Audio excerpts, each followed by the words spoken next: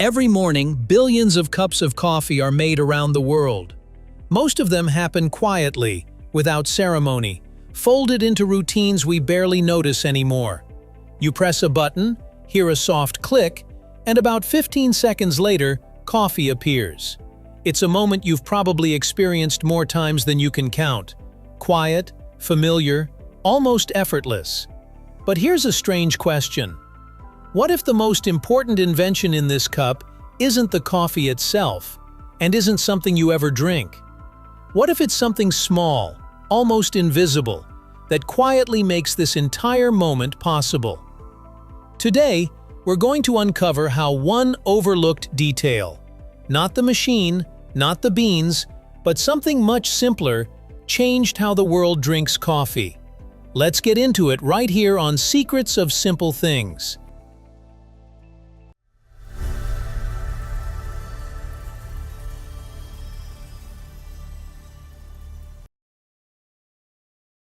The espresso problem was never the machine, it was us. At first glance, espresso doesn't seem complicated. It's just hot water pushed through finely ground coffee. Simple in theory. But in practice, espresso has always been unforgiving. A fraction of a second too long, a grind that's slightly off, a hand that presses unevenly, and the entire cup changes. Not subtly, but noticeably. That's why, for decades, espresso depended on people more than machines. Not just any people, but trained hands, experience, instinct built over thousands of repetitions. This is why espresso belonged to cafes for so long. Not because people didn't want it at home, but because the result couldn't be separated from the person making it. The barista wasn't optional. He was part of the process. Espresso, in that sense, wasn't just a drink. It was a small ritual. You didn't simply receive a cup. You watched it being made. You stood at the counter, heard the machine breathe, and trusted the person behind it to get everything right. This time, and the next. But rituals don't scale easily. As life moved faster and mornings became more private, that dependence on skill began to feel fragile. The question slowly shifted from taste to control, from flavor to repeatability. And that's when someone noticed something others had overlooked. In the late 1970s, a young engineer named Eric Favre, working for Nestlé, spent time observing espresso in Italian cafes.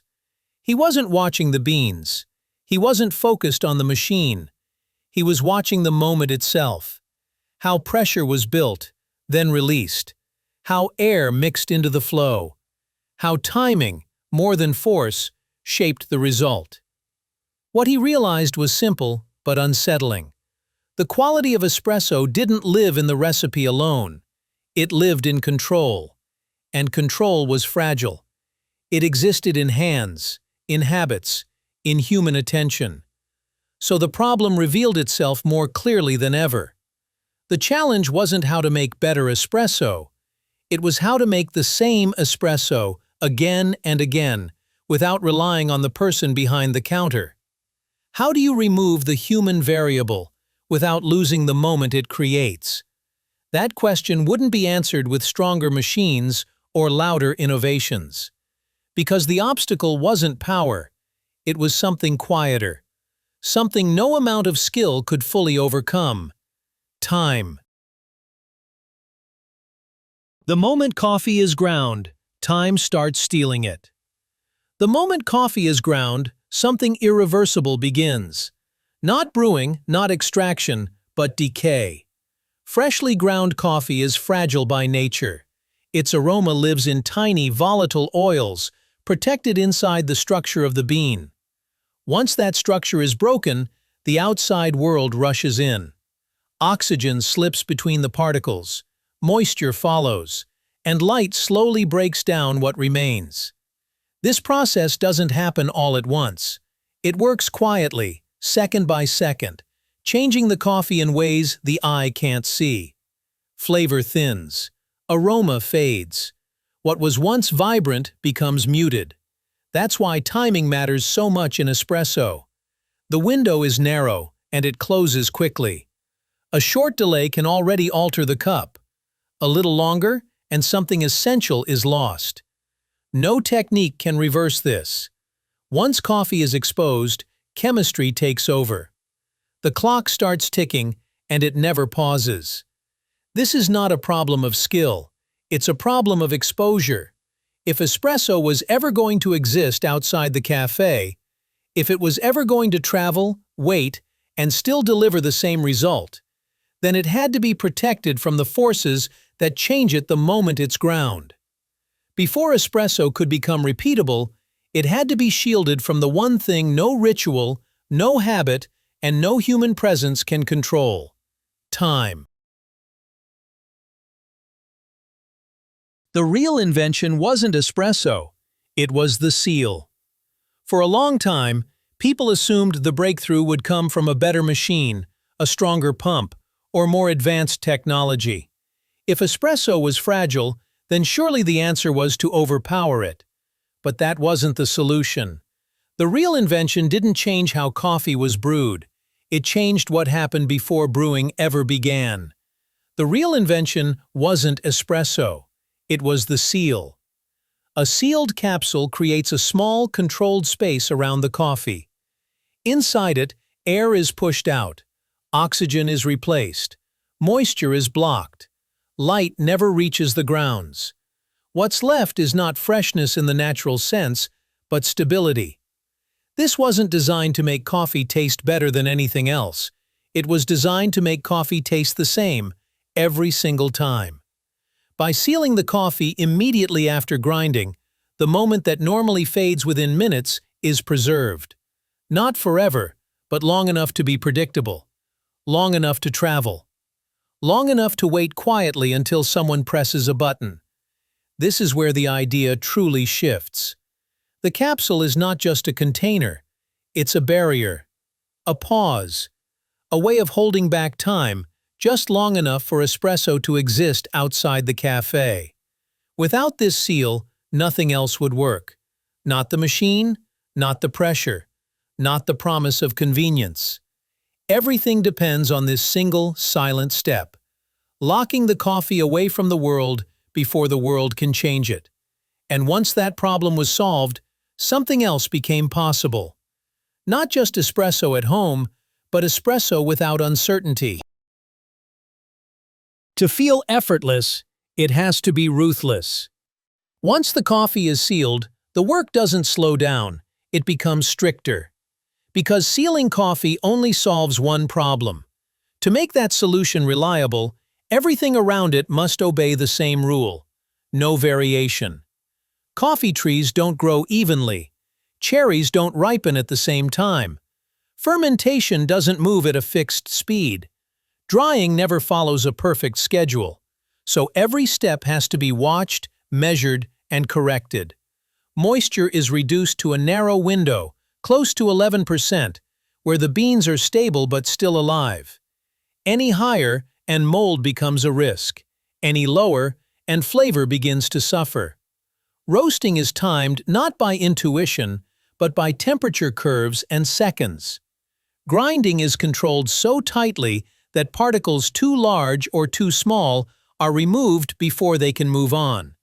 Nothing is trusted to feel right. Cameras inspect what eyes might miss. Sensors reject what hands might accept. Entire batches are discarded not because they are bad, but because they are inconsistent. This is the hidden cost of effortlessness. To make coffee feel easy on the outside, the system inside has to be intolerant of error. Every capsule must behave like the last one. Not most of the time, all of the time. Because the moment variation slips through, the promise breaks. And when the promise breaks, the seal no longer matters. What looks calm and automatic from the outside is sustained by constant correction behind the scenes. Precision isn't a feature here. It's the condition that keeps everything standing. Only after this level of control is achieved does the capsule become what it appears to be: simple. And once simplicity is reliable, a new assumption quietly takes hold. That what you're drinking isn't just coffee, it's something you can count on.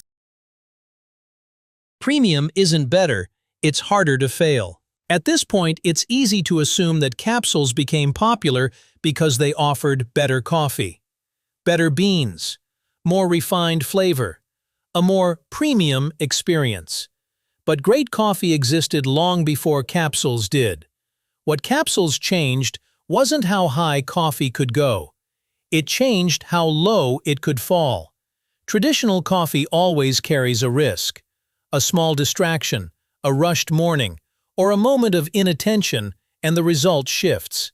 Sometimes slightly, sometimes enough to notice. That uncertainty is part of the craft, but it's also part of the burden. Capsules quietly removed that burden. They didn't promise the best cup you've ever had. They promised a cup that wouldn't disappoint, again and again.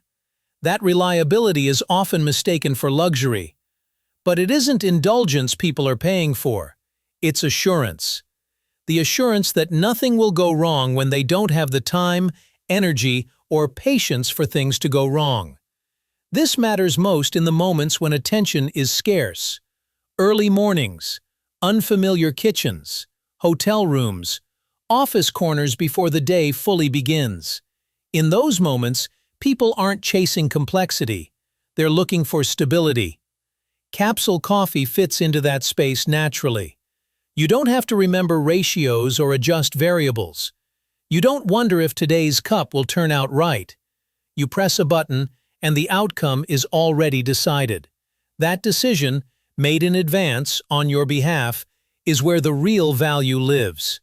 Not in surprise, not in discovery, but in the quiet relief of knowing one small thing will behave exactly as expected.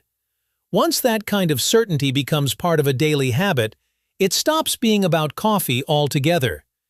It becomes part of how people manage their mornings, their attention, and their energy. And that's when a product quietly turns into a preference. When coffee became a system, not a ritual. For most of history, coffee was shaped by people. It depended on hands, habits, and shared spaces. Variation wasn't a flaw. It was part of the experience. Each cup reflected a moment, a mood, a person behind the machine. Capsules changed that relationship. They didn't ask people to participate, they asked them to trust. Coffee slowly moved from being a craft you watched unfold to a system that worked quietly in the background. The focus shifted from the act itself to the result it delivered. This wasn't just a change in how coffee was made. It was a change in what we expected from it. So is that a loss, or simply a trade? There's no clear answer. Capsules didn't make coffee better or worse. They made it predictable. And sometimes the inventions that change our lives the most aren't the ones that impress us, but the ones that quietly remove uncertainty from our everyday routines. What other simple thing in your life works perfectly because it's carefully controlled? Tell us in the comments. We might explore it next. Our team uses publicly available online sources and AI-assisted research tools to create this video. We strive for accuracy, but errors or omissions may still occur. So please view this content for entertainment purposes only and use your own judgment when considering any information presented. Nothing here is intended as professional, legal, medical, financial, or safety advice, nor as encouragement for risky or illegal actions. We do not promote hate, harassment, violence, or misleading information, and we work to comply with YouTube's community guidelines, terms of service, copyright, and fair use rules, and all applicable laws. If you believe any part of this video infringes your rights or violates YouTube policy, please contact us.